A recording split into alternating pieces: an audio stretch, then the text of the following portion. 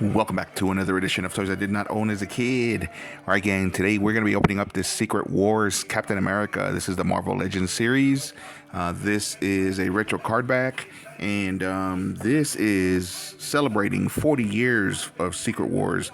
Not 40 years of Secret Wars, but 40 years since Secret Wars came out. So Secret Wars came out back in 1985, and this was actually a toy line that I want to say Mattel, but I don't remember if it was Mattel or Toy Biz or who it was. Maybe it was even Hasbro.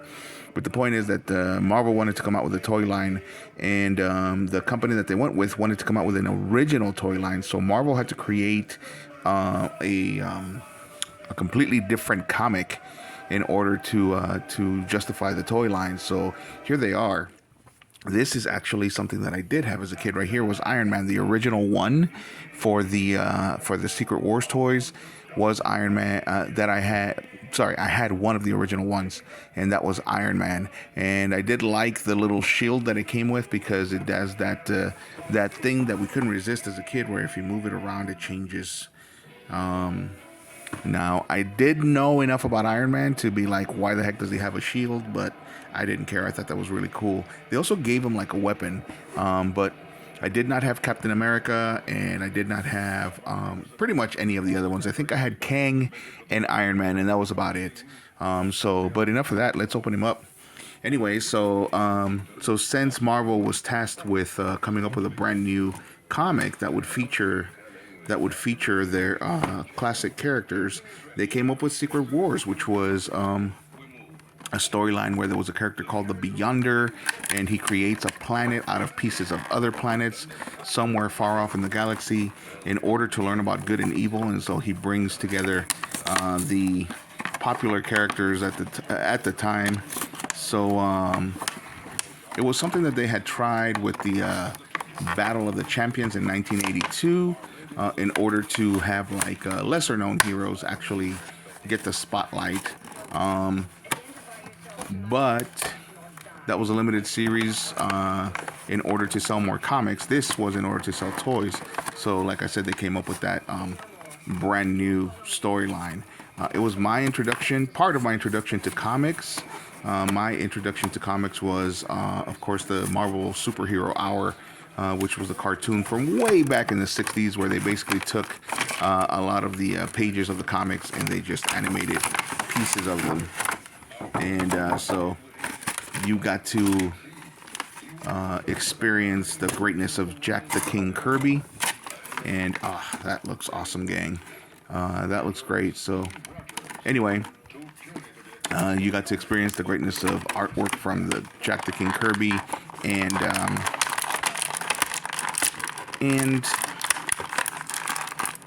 you got to hear some voices and get some animation while you're at it. This is amazing. The Marvel Legends line, the Marvel Legends series is always great, especially if you don't have anything like capes in the way.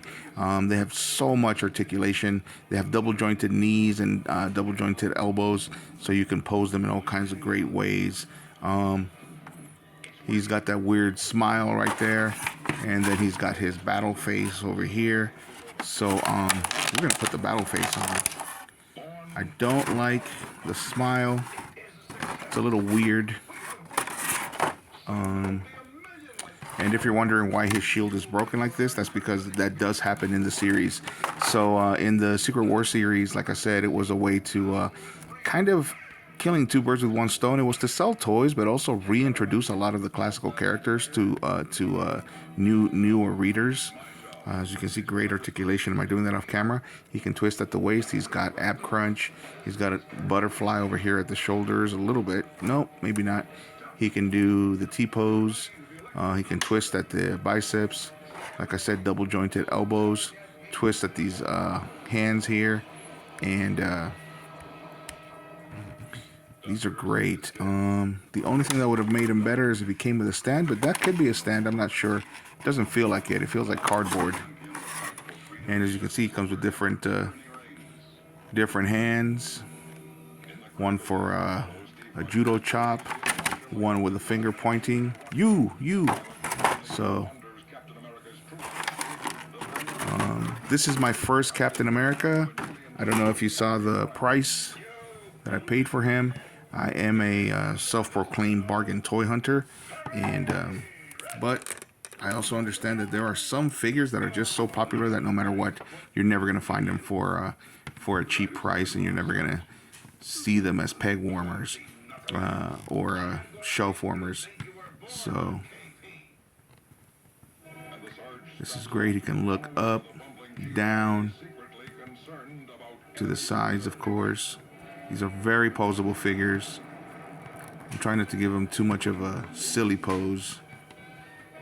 And they've got an ankle twist so that we can stand them up, even with the silly poses that we're giving them.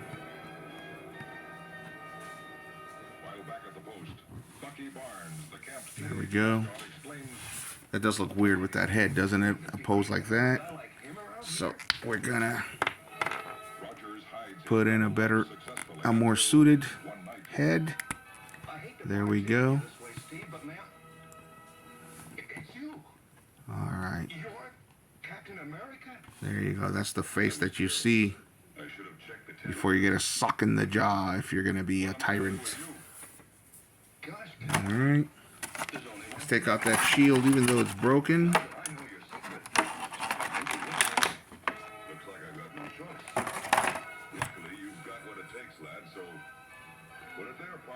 Interesting. I think we need to switch hands in order to put the shield on it.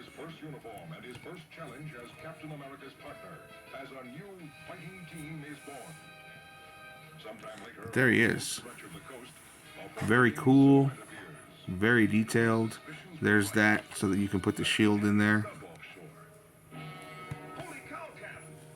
So if I go to a toy convention and I find myself a shield that's not battle damaged, I'm definitely going to buy it.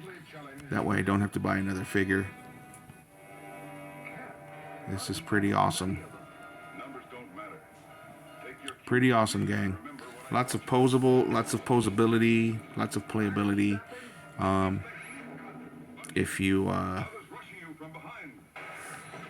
a toy photographer, these are great. If you just like to play with toys, these are great. If you want to get one for your kids, these are great. It says here, Captain America. When the Avengers, the X-Men, and the Fantastic Four are transported to a strange planet, Captain America has chosen to take the lead in fighting the ultimate war. En español, cuando los Vengadores, los X-Men y los Cuatro Fantásticos son transportados a un extraño planeta, el Capitán América es elegido para liderar la guerra definitiva. I don't know. I don't think I like the translation. But these are the rest. I would love to find a Spider-Man. If I find a Spider-Man for the same price, I definitely will get him. That is my favorite Spider-Man in the black suit. That was pretty much the reason why I started reading and collecting comics in the first place, is because I went to the library and I saw Spider-Man in the black suit, and it was the Spider storyline. If you haven't read that, it's amazing. Has to do with Kraven the Hunter. So that's what got me into comics. And then as I was reading comics, and I saw Secret Wars, and I saw that Secret Wars actually holds the origin to the black suit for Spider-Man. But it was a great story. Mike Zeck was the artist. I don't remember if he wrote it or not. I don't think he did. I think it was Stravinsky, but I'm not sure. I have it collected, and I have the single issues as well. And it was amazing. Mike Zeck did a great job with the artwork. I didn't necessarily like the way that he drew Wolverine's claws. They were very flat, like knives, but